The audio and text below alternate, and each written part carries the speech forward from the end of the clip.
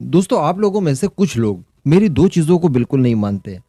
एक जो मैं बोलता हूँ अक्सर कि भारत S-400 नहीं खरीदना चाह रहा था, भारत को वो मजबूरी में खरीदने पड़े थे। और दूसरी बात ये नहीं मानते थे कि XR-SAM अब आगे बनेगा, यानी DRDO इसके ऊपर अब काम करना बंद कर चुका है और इसे अब स्क्रैप कर दिया गया है, ये ज़्यादातर लोग मानते हैं।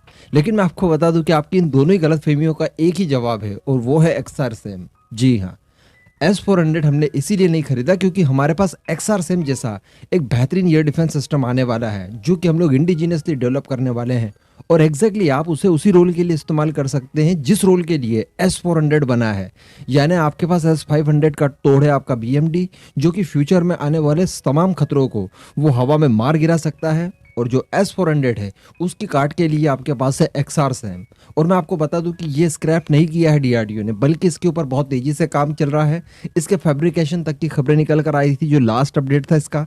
और अब इससे रिलेटेड कुछ जानकारियां पब्लिक डोमेन में स्प्रेड हो रही है जो कि मैं आपको बताने वाला हूं। तो दोस्तों, अब जिस तरह की जानकारियां निकल कर आ रही है उस हिसाब से ये जो हमारा XR-SAM होगा, यानी extended range air defence system, इसमें दो तरह की इंटरसेप्टर मिसाइलें काम करेंगी। जी हाँ, एक लॉन्ग टारगेट के लिए और एक मीडियम टारगेट के लिए। देखिए, इसमें जो दो इंटरसेप्टर मिसाइलें होंगी उनमें से पहले का नाम होगा ER-SAM, जिसकी रेंज होने वाली है 150 किलोमीटर। और जो दूसरी इंटरसेप्टर मिसाइल होने वाली है उसका नाम है XR-SAM, जिसकी रेंज होगी 300 से लेकर 350 किलोमीटर। मैं आपको बता दूं कि S-400 की भी मैक्सिमम रेंज 400 किलोमीटर है, तो ऑलमोस्ट हमने उसको मैच ही कर लिया है। उसकी जो मिनिमम रेंज है वो 40 किलोमीटर है, यानी 40 किलोमीटर रेंज वाली भी एक मिसाइल S-400 के अंदर इस्तेमाल की जाती है। तो हमारे XR-SAM की शुरुआत होती है 150 किलोमीटर से और खत्म होती है 300 किलोमीटर प्लस जाकर। तो ऑलमोस्ट इसके बराबर का ही ये काम करने वाला है। यानी आप बिल्कुल कह सकते हैं कि पाकिस्तान के मैक्सिमम फाइटर एयरक्राफ्ट, उनके ड्रोन वगैरह पाकिस्तान की टेरिटरी में, उनकी एयर स्पेस में जब वो होंगे तभी हम इन्हें मारकर गिरा पाएंगे। एग्जैक्टली वही रोल हमारे लिए प्ले करेगा जो कि S-400 करता है। इसी के साथ साथ बताया जा रहा है कि इस एयर डिफेंस सिस्टम में जो इसका एक लॉन्चर होगा वो 2 की संख्या में मिसाइल कैरी करेगा XR-SAM, जिनकी रेंज है 300 किलोमीटर प्लस, और 2 की संख्या में मिसाइल कैरी करेगा ER-SAM की, जिसकी रेंज है 150 किलोमीटर के ऊपर। तो इस तरह की एक लॉन्चर में कुल 4 मिसाइलें आने वाली है और इसकी जो एक फायर यूनिट बनने वाली है वो बनेगी 4 लॉन्चर के साथ, यानी जिसमें 4 लॉन्चर होंगे और 4 चौके 16 मिसाइलें होंगी। तब जाकर एक फायरिंग यूनिट इसकी कंप्लीट होगी।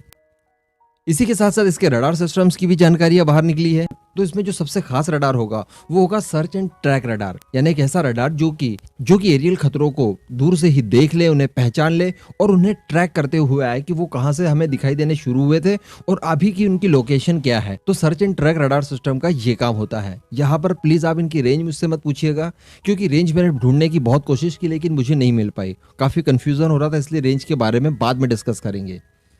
इसके बाद होगा फायर कंट्रोल रडार सिस्टम, यानी वो रडार सिस्टम जो कि आपकी मिसाइल को फायर करने में मदद करेगा, उसे गाइड करेगा। और इसी के साथ साथ जो तीसरा रडार होगा वो मास माउंटेन रडार होगा। ये क्या होता है कि जो लो फ्लाइंग ऑब्जेक्ट होते हैं उनके लिए बेहतरीन होता है।